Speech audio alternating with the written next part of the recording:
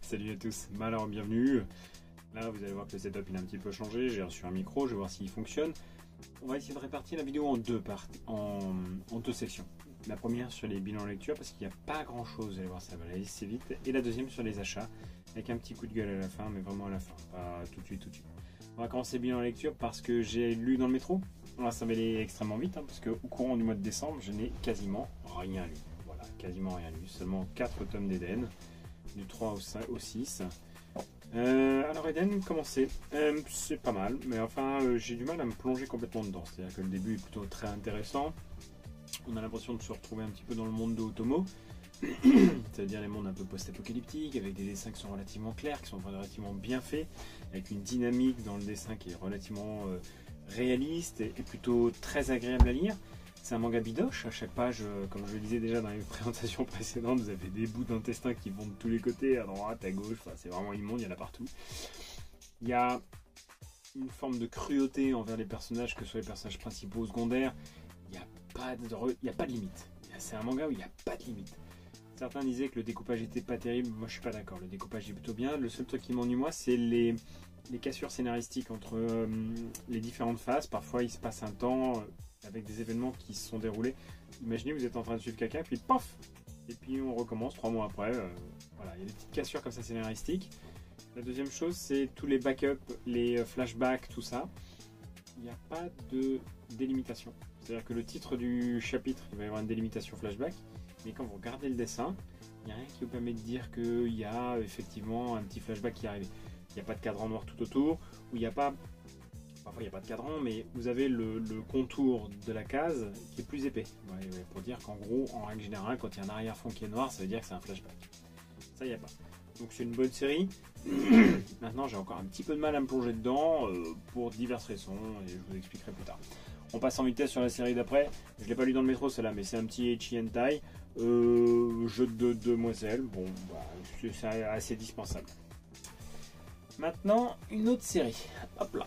Alors, elle est dans ces deux versions. La version simple et puis la version deluxe ou perfect, ils appellent ça. J'avais racheté. En fait, j'avais déjà cette version-là et que j'avais pas lu. Et la version perfect est sortie. Je suis... Et j'aime beaucoup ce format de version perfect, le format de Beck, le format de Battle Royale, le format, il y a plein de mangas qui ont ce même type de format. C'est une série en 2 volumes, donc 1 et 2. C'est l'histoire d'un jeune qui est amoureux d'une fille et qui est dans un collège fermé pour filles. Il n'a aucun moyen d'accéder à ce collège-là. Enfin, il n'est pas dans un collège fermé pour filles, mais en tout cas, il est dans un collège fermé, réservé à une élite. Les gens qui payent très très cher, qui ont beaucoup de moyens, peuvent y rentrer, mais lui, bah, il n'a pas de moyens. Le seul moyen d'y rentrer, c'est sur, je ne vais pas dire concours, mais l'obtention d'une bourse qui permet d'y accéder, parce qu'on a des excellents résultats. Il finit par rentrer dans ce lycée, dans ce collège, et il y a une histoire un peu fumeuse d'un dieu qui accorde des souhaits en fonction de, des désidérata de chacun. Lui, il a réalisé un souhait. Donc ça, c'est au tout début du tome 1. Donc là, je vous spoil pas trop. Il réalise un souhait. Et en fait, il se trouve qu'il y a... Ah bon, vous verrez. Si c'est pas un cliffhanger, ça. Démerdez-vous. Ah. Ajin. Alors Ajin, c'est une série que j'aime beaucoup. C'est chez Glénat, c'est un seinen. C'est un synopsis qui est un peu particulier. C'est au Japon contemporain. Il y a une, je sais pas si c'est une malédiction, appelez ça comme vous voulez, mais en gros, il y a des gens qui meurent et ils renaissent immédiatement. Ce sont ce qu'on appelle des Ajin. Ces Ajin sont très recherchés par les services de l'État parce qu'il y a beaucoup d'expériences qui sont faites autour d'eux. On les tue à répétition, à volonté, ils finissent toujours par renaître. Les Ajin, ce sont des personnages noirâtres qu'on retrouve sur chaque couverture, qui sont des matérialisations de la volonté, de l'immortalité du maître, entre guillemets. Je veux pas vous spoil, donc je vais pas vous raconter grand chose. Mais c'est une série qui est extrêmement bien construite. Le personnage principal, qui est un anti-héros initialement, qui est une lavette, qui est tout ce que vous voulez, il finit par vraiment prendre... pas dire du galon, mais il finit vraiment par devenir intéressant avec beaucoup plus de consistance. Il a un antagoniste qui est jouissif. Voilà, Sato il est jouissif, c'est un mec qui est jouissif, c'est un sadique, il est très très fort, c'est un vieux, mais vraiment il est très très fort. Donc c'est une série en 17 tomes, le 17e tome vient de se terminer. Je vous conseille de lire au moins les premiers tomes, le premier, le deuxième, vous faire une petite idée de ce qui se passe. Le style graphique à l'intérieur, il est quand même relativement propre, il est relativement beau, c'est une série qui, bon, pour moi, vaut le détour. Une autre série vraiment excellente que je viens de terminer, excellente, Le bateau de Thésée. Le bateau de Thésée, c'est l'histoire, c'est un thriller dans le temps. Je vous laisserai regarder la définition du bateau de Thésée pour comprendre un petit peu le manga. C'est l'histoire d'un thriller, d'un jeune dans les années de nos jours actuels, 2020-2021, qui n'a jamais connu son père, lui-même, qui lui est emprisonné pour avoir tué une vingtaine d'élèves dans une école. Il y a de ça 30 ans, ou 25 ans, c'était avant sa naissance. À un moment, il essaye d'en savoir un peu plus. Et il décide de se rendre dans le village natal, entre guillemets, où ils étaient avec lui et sa famille au préalable, avant, pour essayer de se faire un petit peu une idée générale de la situation, parce que il y a quelque chose qui colle pas il y a quelque chose qui colle pas dans l'histoire. Quand il va dans ce fameux village natal, entre guillemets, il y a un brouillard qui apparaît et il est téléporté avant sa naissance. Et avant le drame qui va toucher sa famille, et le drame pour lequel son père va être accusé. De là va s'enclencher tout un roman policier, entre guillemets, c'est-à-dire c'est une histoire d'enquête, c'est un manga d'enquête qui va aboutir, je ne vais pas vous spoil, donc qui va aboutir à voilà, il y aura une conclusion qui est plutôt bien faite. En tout cas, c'est un manga qui est vraiment très très bien mené, qui est très très bien construit, qui est assez intéressant dans la lecture, qui est assez dynamique, qui se lit très rapidement. Chaque tome se lit hyper rapidement. En 20-25 minutes, vous avez terminé la lecture. Vous êtes happé par ce récit qui est complètement immersif. C'est vraiment top. Et il y a du Gannibal là-dedans. Il y a des personnages qui me font penser, moi, à Gannibal. Il y a vraiment un style graphique qui rappelle un petit peu cet excellent manga de chez Meian, qui est un peu basé sur la même chose. C'est un peu le même type de synopsis d'ailleurs. C'est un village un peu caché dans les montagnes, avec des disparitions des morts, etc., etc. Le policier du village qui enquête, voilà. Donc c'est un excellent manga. Allez-y.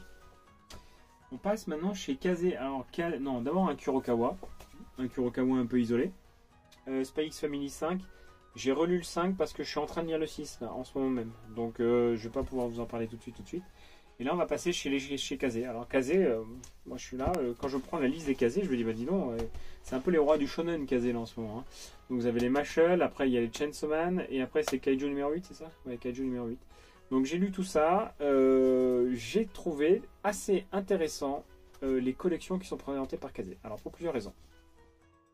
D'abord les collections, les séries en elles-mêmes. Je trouve que Mashle, c'est une série qui est assez marrante, c'est un gag manga. Attention, ça va pas révolutionner votre vision du manga, mais c'est un gag manga qui passe crème. Franchement, il fait le travail, il est agréable à la lecture, vous passez un bon moment, vous vous bidonnez bien. C'est un mélange entre One Punch Man et Harry Potter. C'est plutôt pas mal. Attention, hein, vous n'allez pas en faire de la littérature de cette série-là, mais c'est plutôt pas mal. Chainsaw Man, c'est la claque. 2020-2021, pas 2022 parce que c'est sorti avant, mais 2020-2021, c'est le manga qui brise les codes du shonen habituel. C'est un manga qui brise ce que vous savez, ce que vous connaissez des shonen de tous les jours. On est vraiment sur un dessin qui est moche, on est vraiment sur un... Enfin, je vais vous montrer, juste, j'espère que je ne vais pas vous spoil, c'est le tome 10. Ouais, c'est le tome 10. Voilà, on est sur ce type de dessin un peu sale, un peu moche, un peu pas très propre, un peu pas très bien fini, assez typique de Tatsuki Fujimoto. Ouais, Tatsuki Fujimoto, celui qui avait fait Fire Punch. D'ailleurs, il y a son one shot, le prochain là, qui va sortir. Je suis très très impatient de la voir. Et Chainsaw Man, bah franchement, j'ai fini le tome 11 et je suis pressé d'avoir la prochaine série qui sort, je sais plus, cet été, je crois, au Japon. Non, c'est vraiment pas mal. Kaiju numéro 8. Il y a plusieurs vidéos qui sont sorties sur Kaiju numéro 8, des pour, des contre. Moi, je suis plutôt middle pour. J'aime bien les shonen. Celui-là est un shonen qui il va briser aucun code. Il va amener absolument rien de nouveau dans la manga sphère. Le seul truc qui est un peu nouveau, C'est l'âge du personnage principal qui a plus de 30 ans, il a 32 ans.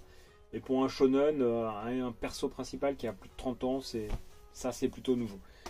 Dans le contenu, le dessin il est vraiment propre. On est sur un manga ça c'est pas des belles planches. Voilà, on est sur un manga qui fait le travail en termes de dessin, en termes de dynamique. Les scènes de combat, elles sont rapides, elles sont rythmées. Le mouvement, il est bien réalisé. On est vraiment sur un manga qui est vraiment, vraiment, vraiment bien réalisé. Celui-là, il me fait vraiment penser à My Hero Academia d'ailleurs. Quand vous voyez ce dessin-là, ça me fait penser à My Hero Academia. Le problème de ce manga, c'est que ça reprend beaucoup de références de beaucoup de séries, de films, voilà, vous avez du Godzilla, vous avez, comme j'en discutais avec Authentic Manga, vous avez du Age of Tomorrow, c'est-à-dire All You Need Is Kill dedans. Moi, je trouvais que ça me faisait penser à j'en perds mon latin, mais bon, voilà, c'est un manga qui me fait penser, je ne sais même plus à quoi ça me faisait penser, mais bon, ça me fait penser à plein de trucs, il y a plein de références dans ce truc-là. On passe sur un webtoon maintenant, de chez Kabooks, Casterman. Je crois que c'est Casterman, il faut que je vérifie. Solo Leveling, c'est extraordinaire, c'est génial, c'est génial, c'est génial. J'adore Solo Leveling, c'est vraiment, comment vous dire, c'est la petite cerise sur le gâteau de l'année. C'est un manhwa qui est... moi j'aime pas vraiment les dessins des manhwas, je trouve pas ça très très beau, je trouve pas ça sera très très... vous voyez, vous avez ce type de dessin là, je trouve pas ça très très bien construit, je trouve que le découpage il est pas terrible, il y a vraiment des défauts dans la réalisation. Maintenant c'est pas ça qu'on demande à un webtoon quoi. Et pour le coup, l'histoire, le synopsis, l'avancée du personnage, la construction du personnage, c'est un role-playing game, c'est un RPG extraordinaire. Pour ceux qui ont joué à Donjons et Dragons ou n'importe quel autre role-playing game comme ça, avec un bénéfice à la fin d'une mission, ou quand vous faites quelque chose, vous gagnez des points, c'est top. C'est top, c'est top, c'est top. Donc le coffret, je l'ai le coffret, mais du coup j'ai la jaquette qui était, je sais plus, ah oui, dans les librairies. Et là, le coffret collector. Le coffret collector, il n'apporte pas grand chose. Le seul avantage, c'est qu'il a le même format que le coffret carton. Voilà, il a le même format que le coffret carton. Et du coup, voilà, le coffret. Et donc, si vous achetez le coffret et que vous avez le collector, bah, ça rend un peu plus sexy, entre guillemets, dans la manga tech. Voilà. Dans la webtoon tech. Voilà, donc ça, moi, j'ai adoré ma lecture. Franchement, j'ai vraiment surkiffé. Je suis très très pressé d'avoir la suite parce que je ne veux pas aller sur les plateformes de lecture de Webtoon. Je veux vraiment profiter à fond de ma lecture en papier quoi. On passe dans les achats maintenant. On passe dans les achats. Il y aura avec le petit coup de gueule à la fin. Donc, hop là, Innocent Rouge, voilà, de Shinichi Sakamoto. Donc le tome 2 qui était en rupture depuis des mois, c'était l'enfer. Et comme le dernier tome de la série est clôturée maintenant. Et ben le tome 2 est sorti, j'en ai profité pour me faire plaisir. Hop là. J'en ai profité aussi également pour compléter une série.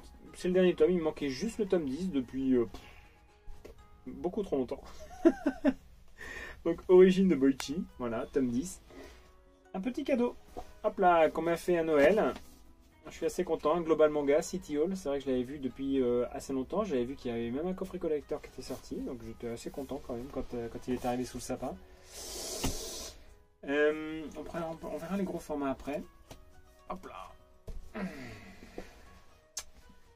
J'ai complété My Home Hero.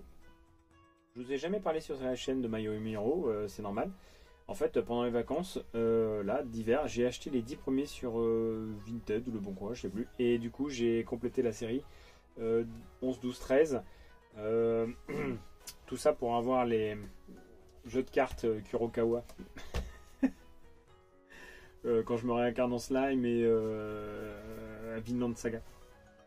Maintenant, on passe dans les gros formats avec une petite surprise. On va commencer par celle-là déjà. J'ai gagné un concours sur Instagram de chez Blackbox sous le signe des mousquetaires. Donc le manga avec la petite carte où il me félicite. Donc le manga de Blackbox sous le signe des mousquetaires. Donc ça me rappelle un peu mon ancienne jeunesse, hein, la lointaine jeunesse à l'époque où j'avais des cheveux. Vous voyez le style graphique qui est quand même très rétro. Donc j'étais vraiment très content. Et une petite plaque en métal franchement, qui est vraiment qualitative. Elle est très très quali, elle est plutôt belle, elle est plutôt bien réalisée. C'est les mêmes plaques qu'on retrouve dans quand ils font leurs vidéos de présentation de séries. Moi, voilà, je trouve ça très très sympa. Et dans les contacts que j'ai eu sur Instagram avec eux, vraiment, ils étaient vraiment super sympas. Dans les autres gros formats, Banana Fish, tome 6, avec la petite... hop là, elle est collée dans la rayure, mais c'est pas grave. Bon bref, le machin en carton là. Je suis pas pressé du tout d'attaquer Banana Fish. Parce que j'ai beaucoup d'autres choses à lire avant. Non pas que ce soit pas intéressant, mais voilà. The Breaker, tome 5, donc c'est le dernier. J'espère... Enfin bon, je peux même attaquer la suite parce que j'ai les New Wave en Bunken. Le coffret, voilà, tome 1 et 2, je suis assez content. Il n'était pas si facile que ça à trouver, hein. Il est parti assez rapidement. Bizarrement d'ailleurs, parce que franchement, je sais pas. Enfin bon, bref. On passe tout de suite au coup de gueule parce que ça, c'est un truc qui m'énerve profondément. Zetman 19. Alors, quand vous voyez le Zetman 19, vous dites ouais, et alors alors, Zetman 19, c'est la réédition, pas réimpression, je sais pas si c'est une réimpression ou juste une réédition, mais en tout cas, ils ont changé la jaquette et leur étiquetage. Parce que c'est du Tonkam, d'accord? C'est du Tonkam Young, c'est Masakazu Katsura, et avant c'était du Tonkam tout court. Donc là il y a écrit Delcourt Tonkam, bon ça passe encore, c'est pas trop méchant, c'est écrit en haut ici aussi, je crois. Ouais, Delcourt Tonkam, voilà. Mais surtout, le 19 bleu là, c'est quoi? Tous les autres chiffres sont en blanc. Dans l'édition, la première édition, tous les chiffres sont en blanc. Dans la nouvelle réédition, tous les chiffres sont en blanc, sauf le 19. C'est quoi? Mais c'est quoi? Mais quand? Je suis un peu agacé en fait, ça m'énerve. Déjà que c'est le seul que j'avais pas de l'ancienne édition, et en plus le chiffre est en bleu, je suis un peu agacé quoi. Alors l'avantage, ils ont laissé le Tonkam Young ici, et c'est la même écriture en bas. Donc vous faites pas avoir hein, quand vous allez acheter des occasions. C'est la même écriture Delcourt Tonkam que édition Tonkam. Donc vous faites pas avoir. Il y aura écrit édition pour les anciens et Delcourt pour les nouveaux. Donc ceux qui vous vendent les tomes à 20 ou 30 balles alors qu'ils sont tout neufs, juste réédités, et il y en a partout, ne les achetez pas. Hop. Ah là là, ça c'est loin. Je me suis fait plaisir avec un petit Ai Yazawa. Vous avez vu précédemment que j'avais acheté les Paradise Kiss. Et ben Ai Yazawa, c'est une autrice que j'aime beaucoup, avec Nana par exemple. Et il me manquait quand même pas mal de ses œuvres, notamment celle-là. Donc et Paradise Kiss que j'avais pas acheté. Donc là j'avais acheté Paradise dans le son intégral. Et du coup j'ai pris cela, j'en ai profité. Je suis assez content. Il faut que... J'avais fait un sondage d'ailleurs où j'avais demandé quels étaient vos types de lecture préférés, et il y avait quand même pas loin de 2% qui avaient dit Josei Shoujo. Donc je vais les faire, je vais les lire, et puis comme ça je présenterai, parce que je me suis aperçu, c'est vrai que quand je faisais un petit peu le bilan de mes lectures ici, il y avait beaucoup de shonen, beaucoup de seinen, c'est normal, c'est ce que je préfère. Rarement du Gekiga, mais en tout cas des livres un peu annexes comme ça, il y en a de temps en temps, mais pareil, il n'y en a pas non plus 300 millions. Et les shoujo, il n'y en a quasiment jamais. Bah, de temps en temps un josei, mais les shoujo, il n'y en a vraiment pas beaucoup. On passe sur un truc, alors là pour le coup, qui m'a vraiment fait plaisir. C'est l'anthologie de Katsuhiro Otomo. Alors celui-là, si vous le voulez, pressez-vous, parce qu'il ne va pas en rester beaucoup. C'est un vieux truc, mais il est toujours disponible chez l'éditeur. Donc très franchement, si vous êtes un peu un fan de Katsuhiro Otomo, bah, allez-y, foncez, parce que c'est typiquement le genre de produit qui de 2015, voilà, il date de 2015 celui-là. En France, hein, j'entends. Et de 2008 ou 2015? Ah non, c'est une réédition de... Non, c'est une réédition en 2015 d'un truc qui est sorti en 2008. Donc il a été réédité en 2015. Mais ça, je suis pas sûr que ça reste 300 millions de temps. Si vous êtes un fan de Katsuhiro Otomo, allez-y. Là, vous allez voir un nouveau truc, Underwater 2. Alors ça, je l'ai déjà lu, je l'avais déjà emprunté à la bibliothèque au préalable. Il y a un ami à moi qui m'a demandé si il était disponible dans les librairies à Paris, parce que lui, il l'avait plus chez lui, parce que Underwater 2, il est plus disponible nulle part. Hein. Et moi, je savais où est-ce qu'il était disponible, parce qu'il a été dans la mienne. Donc du coup, je suis allé l'acheter. Et puis après, je suis tombé sur un lot, 1+2. Donc j'ai pris le lot, que c'était pas de fou. Et là, maintenant, on passe sur le dernier truc. Et alors là, je suis content. La Nuit des Temps. Alors, La Nuit des Temps, c'est une BD. Et c'est une BD tirée d'un livre de Barjavel qui s'appelle pareil, La Nuit des Temps. Il faut savoir que c'est mon livre préféré et c'est mon auteur préféré. Oui, mon livre préféré en dehors de Harry Potter, bien sûr. Voilà. La Nuit des Temps, c'est un roman qui est extraordinaire, que j'avais lu quand j'étais au collège. C'est l'histoire d'une boule en or qui est retrouvée au fin fond de l'Antarctique et dans laquelle on retrouve il y a tout un tas de chercheurs qui vont aller s'occuper de faire un petit peu le point sur cette boule. Et à l'intérieur de cette boule, il y a deux êtres, un homme et une femme, qui sont cryogénisés, endormis, je ne sais plus.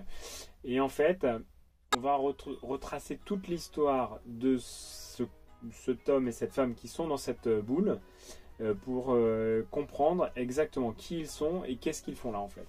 Et pour ceux qui connaissent un peu Barjavel, il y a toujours des histoires de monde un peu apocalyptiques, de fin du monde, etc. etc., etc. Et c'était vraiment pas mal. Donc je suis très content qu'il ait été entre guillemets mis en BD, parce que Barjavel c'est un vieil auteur des années 50, 60, 70 qui faisait du fantastique et du post-apocalyptique, de toutes ces séries un petit peu de livres des années 70, 80. Et c'est vraiment un auteur que j'apprécie énormément, qui a fait Ravage, qui a fait Tempête, qui a fait Les Chemins de Katmandou, hein, voilà. Donc voilà ce que je peux vous dire, j'espère que ça ne sera pas trop long. C'était donc mon bilan lecture et mon bilan achat de la fin du mois de décembre, enfin bilan lecture décembre, début janvier, et achat fin décembre, début janvier. J'espère que ça ne sera pas trop indigeste. J'espère que mon nouveau vous satisfera. J'espère que vous avez trouvé dans le décor un petit élément en honneur à mon collègue youtubeur Authentique Manga. Et je vous dis à très bientôt. Prenez soin de vous. Salut.